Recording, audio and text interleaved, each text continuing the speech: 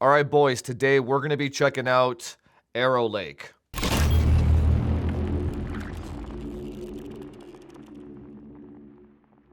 So for the benchmarks today, we're going to be doing stock versus max overclock on the Core Ultra 7 265K. And the goal there is, however much overclocking headroom there is on the Core Ultra 7 should be identical to the 285K as well. Now, why did it take so long for this video to come out? Well, lots of reasons. A, I could not find a 285K to buy on launch day to save my life. B, I reached out to as many people as I could, and I just couldn't get one from any sources whatsoever. The 285K was 100% a paper launch, which doesn't make any sense because there are a lot of Core Ultra 7s in stock, and the binning difference isn't that large. So fast forward 3 days after launch, and I still don't have any CPUs, right? And so what I ended up doing was the Best Buy that's local to me had a bunch of Core Ultra 7s in stock, so I ended up picking one of those up. The idea here being that Arrow Lake is Intel's first chiplet architecture for consumers, so I assumed it was going to be quite different in terms of tuning the platform.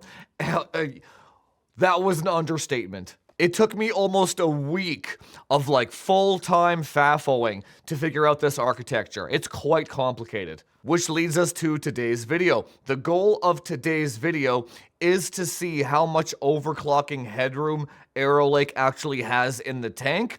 And then I'm going to share with you guys everything that I've learned about the architecture itself and kind of how it functions and performs with Windows, all that kind of stuff. Now, when I say stock configuration, basically that just means all we're going to do is just enable XMP on the CPU, and that's it. We'll call this the mainstream TechTube benchmark. Now, the stock XMP that I use are going to be these CU Dim Kingston Fury sticks. The stock XMP profile is actually 8133 C40. And then I just used a Z890 Apex just to make sure that it worked. Although I will say, the Z890 Hero, I did test that at 8,000 megahertz for one of my supporters in the Discord, and it does work at least 8,000, but I haven't tested beyond that, but we will be doing that in a future video. So let's go ahead and do the benchmarks first, just for the people that want to see that, and then after that, we'll deep dive into the actual architecture itself. We're going deep! Okay, so we're just going to do some quick side-by-sides here and plow through these. We have about 8 games total, and we're going to have our stock TechTuber XMP configuration on the left, and then on the right side, we are going to have our week-long faffling max OC tune settings. So right off the bat in the averages and the lows on Shadow of the Tomb Raider, we have about a 15% overclocking headroom over top of 8133 XMP. That is quite a large gap. So even enabling 8133 XMP, there's still 15% more left on the table. Rift Breaker is up next, and this one showed a huge difference. So the average FPS is 27% higher than XMP, but the actual 0.1% lows is 33% faster. This game is quite latency sensitive, so this just goes to show you that tuning it, there's literally 33% of a dip, which basically tells me that this architecture is unusable unless you actually tune it. But for the folks that did pick up Arrow Lake already, there is some promising numbers here. Assassin's Creed Mirage is up next. Now, even though I benchmarked this at 1080p high, this game is almost entirely GPU bound. But even with a GPU bound scenario, you're going to see averages being the same, but the lows are actually 8% better. So even in a completely GPU bound scenario, you can still get a smoother experience by tuning this architecture.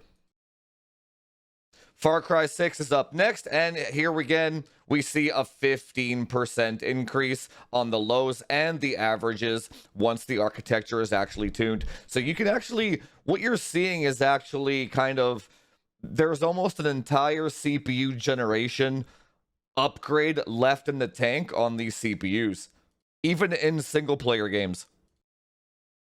Up next, this is the Factorio script benchmark from that last video there. And here we have a 20% improvement on the cycles of the base, or however the hell it calculates it. I actually did manage to score a 58 on this one, but it was like I had to like close windows and stuff, so I didn't count it. But for the most part, 20% is what you can expect in Factorio when you max OC. Company of Heroes is up next. Now, this one particularly, we really got to pay attention to here. So if you look at the average FPS, the average FPS max OC versus stock is only 11%.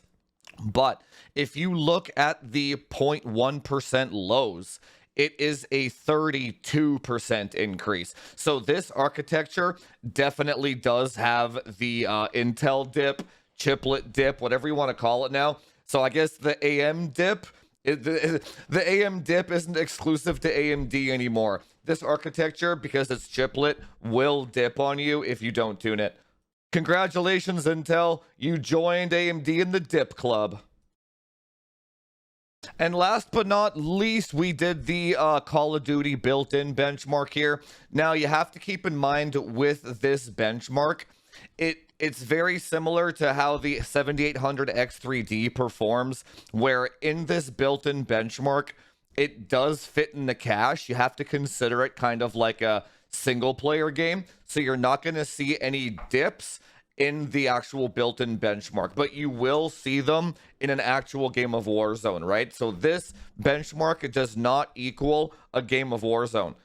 But because we are in a rush, I'm trying to get this video out in a timely manner. It is about 17% faster after a max OC in the actual built-in benchmark. But in an actual Warzone game, you would see a much larger delta in the 1% lows, which I will actually test when I get the 285K. So make sure you subscribe so you don't miss that in-game Warzone benchmark. So yeah, there are massive gains to be made when tuning this architecture. But honestly, tuning this architecture was so complicated that I will be doing a step-by-step chapter slash module slash lesson in my PC optimization course just for this platform. I will be including that for free for those of you that have already purchased the course. And you know, it's almost like you need to factor in the price of the course when you're buying this platform, because out of the box, even with XMP, man, does it perform poorly. And even just like the Windows judder and the dip is just too much. It's not a platform for beginners at all. Speaking of which, this video was brought to you by the supporters of the channel and the PC Optimization Masterclass. I had to buy the CPU myself to bring this content to you guys. So if you believe in the vision here at Frame Chasers of an unbiased tech review channel, head on over to framechasers.org, become a supporter,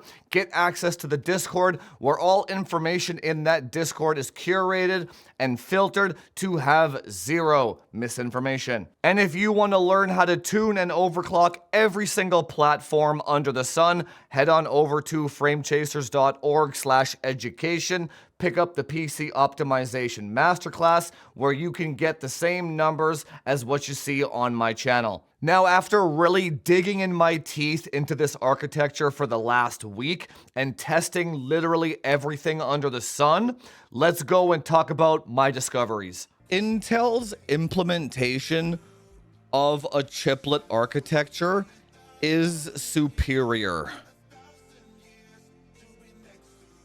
which is crazy to say on their first generation. It does seem to be superior. You wouldn't know it with the benchmarks that everybody saw out of the box, because out of the box, it does dip like fucking crazy, because it's like 90 nanoseconds, right? So it's like, if you get it down to the mid 50s though, the 1% lows aren't bad. It does behave like a monolithic chip once tuned.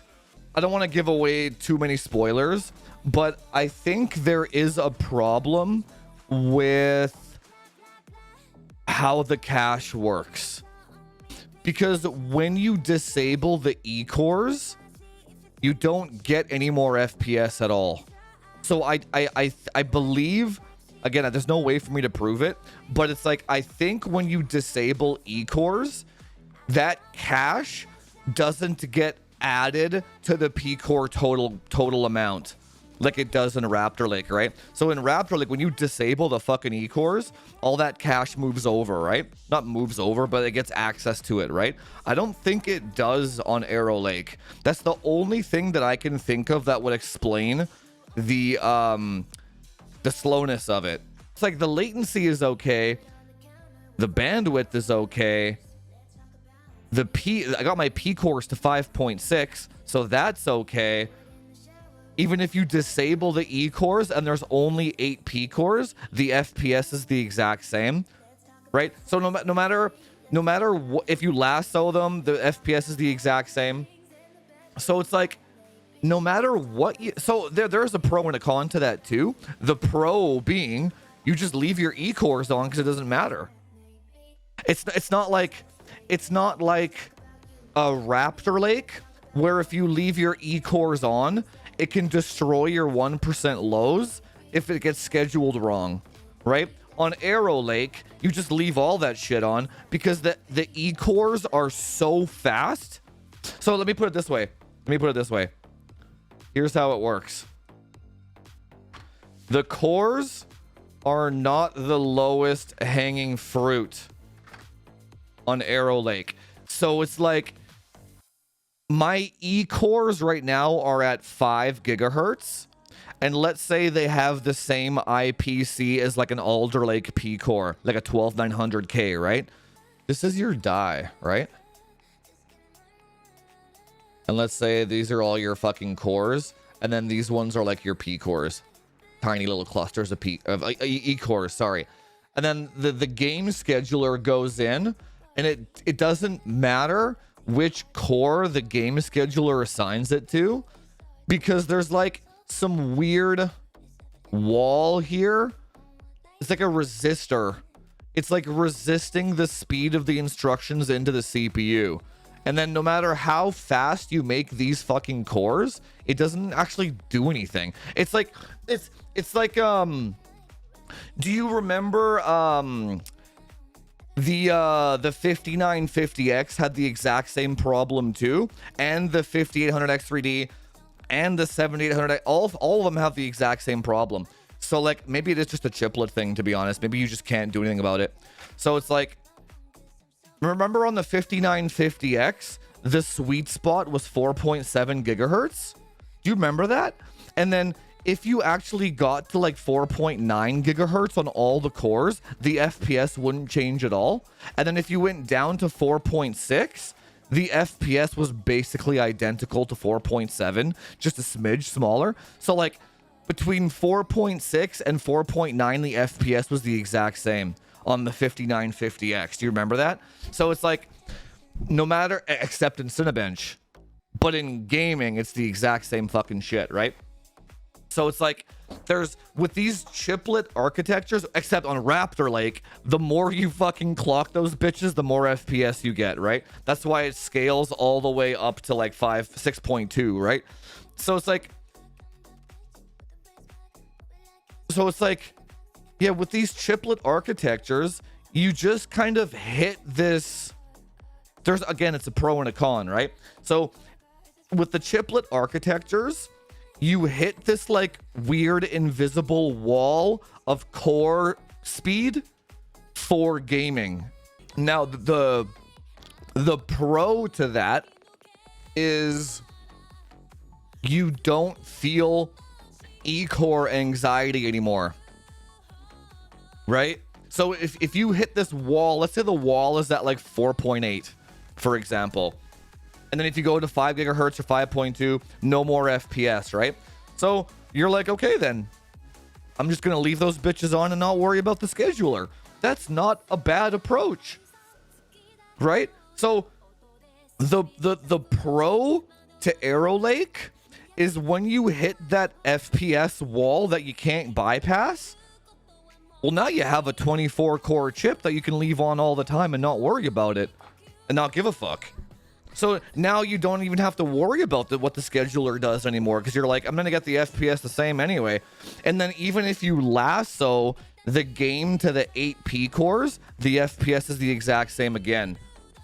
So it's like no matter what, which is I actually don't mind that if you think about it. So I don't know what the actual I'll answer the questions in a second. I don't know what the actual wall. I haven't tested it. I don't know where the wall actually is, but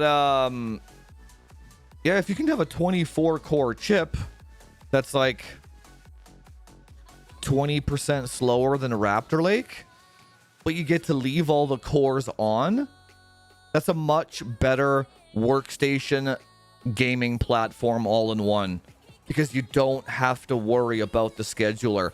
So the biggest problem with Raptor Lake and the 14900K was if you wanted to use that CPU for workstation and gaming, you would have to install Windows 11 with the latest updates, with the chipset driver, with Intel APO fucking garbage installed. Then when you actually launch apps, there's like this lag where the thread director tries to like figure out which core the fucking app should go on and all this garbage. And it was dog shit. And like, that was the literal reason why that I went to the 9950X for my workstation, because I'm done with that shit. I hated it. I hate it, dude. I hate it. But Arrow Lake doesn't have that problem, because the E-cores are so fast, right? And there's like this bottleneck of performance that you hit. So like Arrow Lake is just like an HEDT platform. That's all it is, man. It's not the best for gaming, but it's the best multi-threading gaming one, I would say. Arrow Lake equals Alder Lake P-core. It's a little bit less than Alder Lake. Let's say like Alder Lake B minus, A minus. Alder Lake minus. There you go. Alder Lake minus. It's like a 24 core Alder Lake minus CPU. Just consider it that. And then it when you think about it that way, you can right away think about the pros and cons of the platform. Oh, you get 24 Alder Lake cores with no hyper-threading. That's pretty fucking cool, right? But it's not as fast as 8 Raptor Lake cores with a ring bus, right? In gaming. But you get 24 cores and you get more CPU lanes for workstation. So there's your seesaw and your pro and con right there, right? But you have to know how to tune it. Oh my God. If you leave this thing stock, it's dreadful, dude. Oh my God, dude. Remember the short that I made the other week where it was like how long it takes to open Steam and IDA? Dude, I opened OCCT with this chip just stock, and I waited for like fucking 80 seconds, man.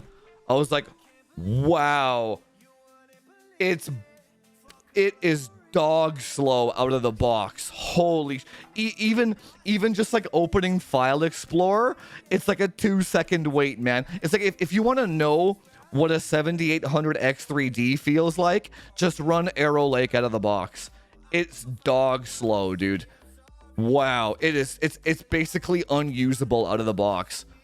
I have no idea how these tech tubers even use this shit out of the box, dude. It's dreadful.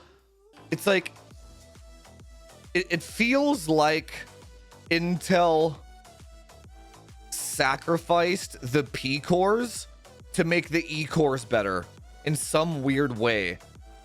Because why is it when you disable the E cores, the P cores don't perform better? Unless it's literally just that random ass wall that's just bottlenecking the entire fucking chip. Maybe the P cores are getting the cache, right? So you know what the most interesting test will be? When I get the 285K and I max tune it, because that one has 36 megs of cache, right? if I do a max tune on that one and I benchmark it, if the FPS is the exact same as a Core Ultra 7, then you know something's wrong with the architecture. That it's not the cache size helping it, and it's not the cache speed, and it's not the E-core cluster configuration. Nothing. It's literally just like there's just some wall with that architecture that you just can't bypass in terms of performance, right? I will 100% know for sure when I get a 285K. Pick the game, pick the FPS goal, pick the price, pick the platform features that you want. It's like anything else, man. It's a tool for a job. And if your tool, and okay, well, here's the thing. Well, back up. Should you get the 285K for gaming? No, unless you buy my optimization course, because you ain't gonna know how to fucking tune that thing. So it's like here. Okay, this is such a great point. Hang on, this is such a great point. Hang on. Here's how you know which CPU to buy. So determine your tuning competency. So if your tuning competency is between a 1 to 5, you buy a 7800 X3D and you just deal with the Windows lag because you're not going to tune shit. If your competency is between like a 6 and an 8, get 14900K / 13900K. And when I say 6 to 8, you know how to enable XMP and drop your memory speed and run Karhu until it stabilizes, right? Good enough. And then you don't have any of that 3D chip lag shit. And then if by some fucking miracle you are a god at tuning, okay, 285K plus course purchase. So your option is, if you want the best of all worlds except gaming, but you want a 24 core chip with no dip, good workstation, good gaming, you have to buy the CPU, the platform, and the course. Just so you basically can't use this chip without the course, put it that way. And then that's not me trying to sell you something. That's me being fucking straight up, dude. And as many of the people in the Discord have found out, because they pre-ordered this fucking CPU without waiting for me to test it first. If you don't have the course and you don't have the 285K tuning module, you're gonna find out. Just make sure you have a good return policy. Make sure you have an extra $400, or make sure you have a good return policy. Put it that way, because it is dog shit unless you tune it. It's so bad. It's fucking horrible, dude. Arrow Lake is like an AMD Core / TSMC with chiplets with Intel engineers. And it's like the worst of all of those. It's like they took all the worst features of every single like the TSMC node is really good, but holy fuck does it hardwall, right? And same with the 3D chips, right? It's exactly what you think it would be, dude. It's like, oh yeah, this feels exactly like an AMD chip does when you tune it. It's like, oh yeah, this feels exactly like chiplets do too.